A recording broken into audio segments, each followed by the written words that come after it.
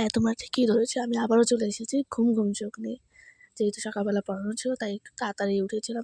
তো চলো ব্রাশ-টাশ করে নিয়ে ফ্রেশ-ট্রেশ হয়ে রেডি-টেডি হয়ে পড়ানোর উদ্দেশ্যে বেরিয়ে পড়বো। আমার একমাত্র বাহন নেই। ও না, মজা করছিলাম একমাত্র স্যারকে নিয়ে। তো বেরিয়ে পড়লাম। সকালবেলা যেহেতু বৃষ্টি হয়েছিল তাই এখানে ওয়েদারটা খুবই সুন্দর ছিল, তাই তোমাদের সাথে একটু শেয়ার করে নিলাম।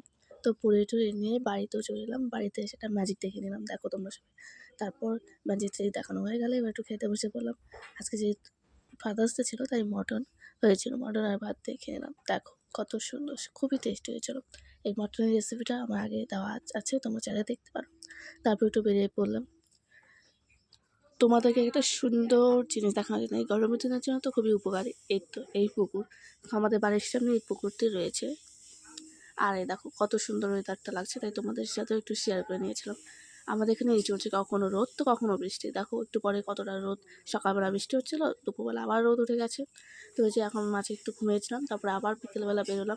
বিকেলবেলা দেখি আবার বৃষ্টি পড়ছে। এই চলছে আমাদের এখানে, হয় বৃষ্টি কখনো রোদ। বিকেলের ওয়েদারটা দেখো কতটা সুন্দর লাগছে।